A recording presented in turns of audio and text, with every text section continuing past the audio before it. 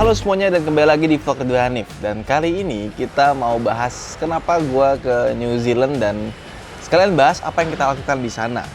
Jadi teman-teman tuh banyak banget yang nanya DM gitu ya, Bang ngapain sih ke New Zealand, kok nggak ke tempat wisata segala macam. Bahkan Mas Wahid sampai nanya, kamu bersponsor ya, kok sponsor nggak kelihatan gitu. Iya, jadi sebenarnya kita nggak wisata, tapi kita kerja sekaligus ya have fun juga sih karena nyobain mobil lucu di sana.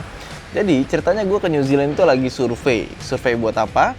Survei buat gimana caranya masukin mobil bekas dari luar negeri masuk ke sana, jadiin legal.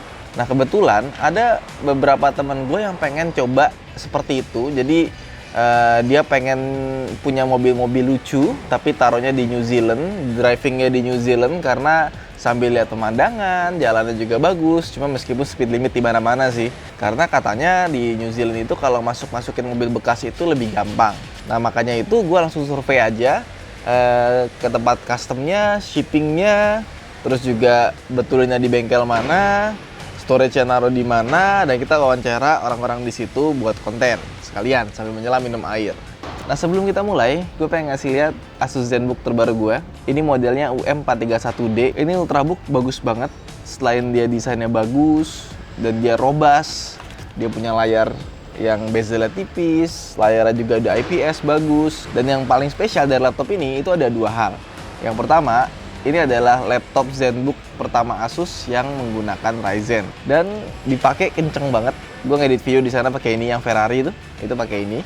Terus juga kasnya AMD Ryzen harganya reasonable banget. Dan yang kedua adalah speakernya.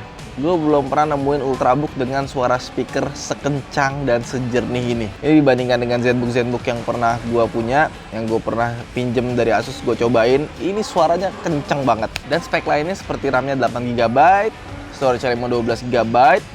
Laptop ini juga sudah built-in Windows 10. Jadi security-nya bagus dan dia sudah ada Windows Hello yang bisa diakses menggunakan fingerprint. Jadi kalau mau login gampang banget. Terus juga portnya juga lengkap. Jadi pas dibawa ke luar negeri kita mau ngedit video segala macam, dia ada SD card reader yang ukurannya full size. Kemudian di sebelah kiri juga nggak kalah lengkap. Oke, langsung kita mulai aja. Pertama, kalau kita mau bawa mobil ke New Zealand, yang harus dipikirin adalah shippingnya. Nah, jadi gue datang ke namanya Aeronaut. Nah, di sana itu dia ngurusin shipping berikut juga dengan customnya. Dan gue wawancara sedikit pemiliknya langsung. Seperti ini. Nah, sekarang kita lagi ada di namanya Aeronaut. Ini custom brokers atau shipping company juga di sini. You own a shipping company also? Yeah, we're freight forwarding. Okay, freight forwarding and customs brokerage. Ya, yes. Jadi dia ngurusin untuk perkapalannya dan juga custom buat barang-barang dari luar masuk ke Indonesia. Nah, salah satu barang yang sering dimasukin ke sini atau dikeluarkan dari sini itu adalah mobil dan kebanyakan adalah supercar. Banyak dari orang Eropa, dari from America also? Yes, we can ship from America, from the UK, Europe, Indonesia, Australia. Indonesia. Yep. How often is Indonesia? Say every week or 10 days departing Jakarta, and the transit time is about 23 days to Auckland. 23 days. Yeah. So how much if I bring my car from Indonesia to New Zealand? Yes. You would have what we call ex-works charges, which are all the export formalities in Indonesia, the customs documentation, the loading, lashing into a sole-use 20-foot container is approximately $1,000 New Zealand dollars. 1,000? Yes. 1,000 New Yes. Zealand dollars. And then the ocean freight from Jakarta to New Zealand per 20-foot container is about $1,150 US dollars. So, Mr. Grant Hudson, tell me about your company. Okay, well, I set up Aeronaut Customs back in 1988, and we've handled and shipped many cars ever since. We I guess, specialise in motor vehicle transport, but we do handle other products as well.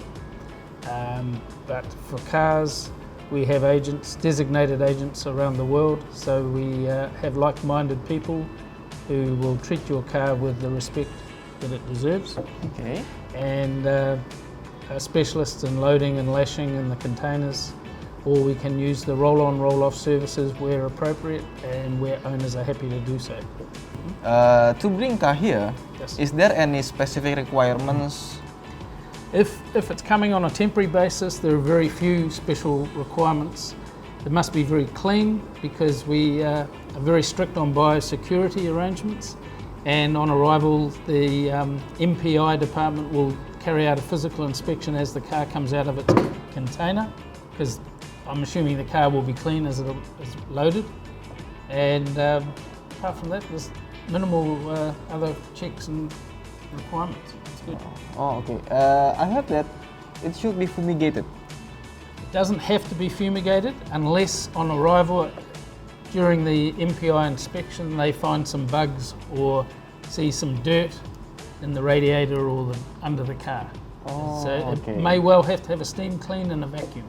Jadi kurang lebih mobilnya tuh harus benar-benar bersih banget buat masuk ke sini.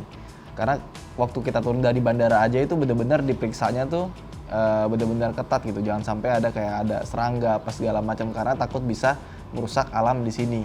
Kalau misalkan ada serangga masuk nanti bisa jadi predator gitu kan, agak bahaya. Nah, makanya kalau misalkan mau bawa mobil keluar itu bisa di detailing dulu di AutonetCare ya. Oke, dan menariknya adalah mobil apapun yang dimasukin ke New Zealand itu cuma kena pajak 15% dari harga beli bekasnya. Jadi kalau misalkan kalian beli supercar misalnya harganya $200.000, itu bekasnya tinggal $100.000, berarti kalian cuma kena pajak 15% dari harga $100.000 tersebut. Dan yang kedua, mobil tuh harus benar-benar bersih.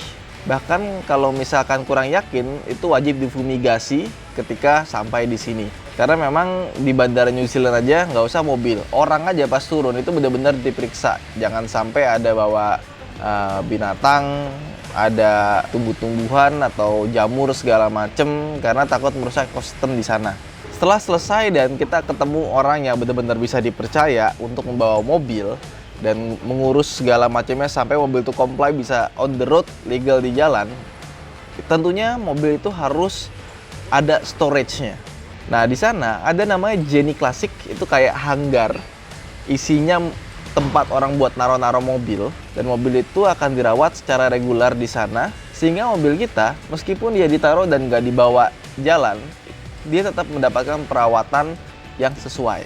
Gue juga melakukan wawancara dengan pemiliknya, kurang lebih seperti ini. Sekarang kita lagi ada di namanya Jensen Classics. Jensen Classic ini adalah tempat di mana orang-orang New Zealand atau mungkin orang dari luar New Zealand, karena tidak semuanya mobil di sini tuh punya orang New Zealand. Ada yang juga dari luar negeri, dia naruh mobil di sini. Nah, kenapa mereka naruh di sini? Enggak, mereka rawat sendiri atau mungkin mereka bisa bawa ke negara masing-masing. Nah, di sini saya bersama Mr. Graham dari Jensen Classics. Hi, how are you? Good, thank you. Thank you. So, how much the price to store the car here? So we have a daily rate, but generally most of our clients here are on our monthly rate, and that's New Zealand $490 plus our GST per month. So $490 plus the government tax. So, how you maintain those cars? So unless we will basically do whatever the client asks, but the standard package is that every 2 weeks the cars are run up to temperature. Okay. They are moved within the warehouse to avoid flat spotting of tyres. They all sit on battery chargers or battery monitors, trickle chargers. We test the battery when they first come in to make sure that it's fine. We exercise pedals and gearboxes so that nothing seizes up and breaks. Okay. And we check fluids, oil, auto transmission fluids, those sorts of things to make sure they're fine. And we also check licenses, etc., to make sure that the cars remain legal to drive. Oh, so basically all these cars are legal to drive? Yeah, all these, most of these cars, we have some cars that are just race cars, that are track cars, but most of the cars here are able to be legally driven. Nah, kurang lebih seperti itu. Itu koleksi mobil di situ tuh, itu gila-gila. Bahkan gue dibukain mobil-mobil di sana, tapi nggak boleh foto, nggak boleh video. Itu mobilnya tuh ada yang legend banget, tapi gue nggak boleh sebutin. Tapi itu gokil sih kalau kalian bisa naruh mobil di sana sambil ngintip-ngintip yang lainnya tuh, wah luar biasa. Oke, selanjutnya bengkel mobilnya. Nah sekarang gimana soal servisnya? Kalau untuk servis, tenang aja. Di sana ternyata ada banyak banget bengkel-bengkel buat mobil-mobil wah gitu ya. Tapi ada satu bengkel yang dari sekian yang udah kita datengin, yang ini menurut gue paling recommended di New Zealand, namanya Auto House. Gue juga wawancara di sana, seperti ini cuplikannya. So the workshop, I think originally it was owned by another gentleman, and it started in 1987, I believe. And it's been 1987? Yeah, it's been going there under a few different names, but Okay. The new owner, Byron, he took over the place about 4 years ago now.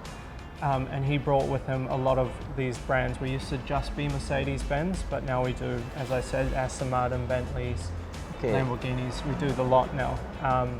I personally started working here about 7 years ago. I started as an apprentice technician, and I worked my way up to lead technician, and now I'm service advising, so I've moved out the front.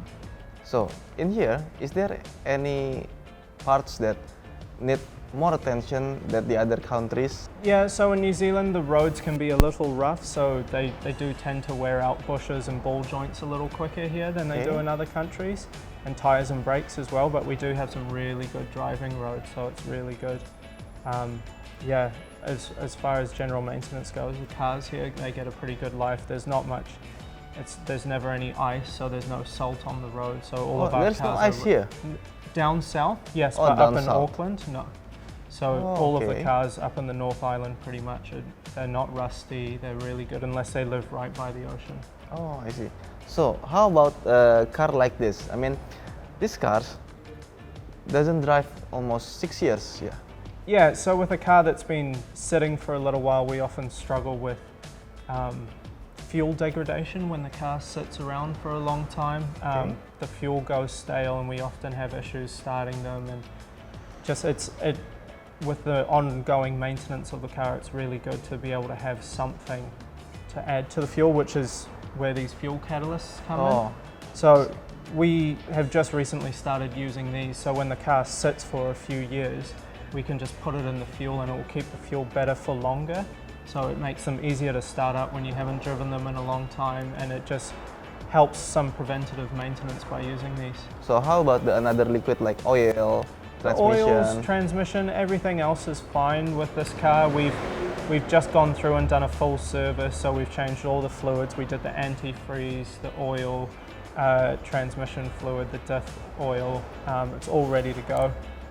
Because this car's also been tuned, it's up to about 400 horsepower at the wheels. Lovely 6-speed manual, no traction control, No ABS. ABS, proper driver's car. So yeah, really nice car.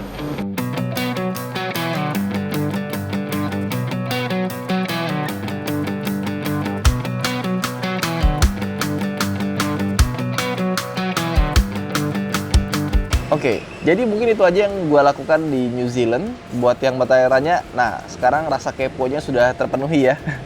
Terima kasih telah menonton, jangan lupa untuk like video ini, subscribe yang lain belum, dan kalau ada yang mau ditanya, silahkan komen di bawah. Saya Hanif, sampai jumpa di vlog berikutnya. Bye!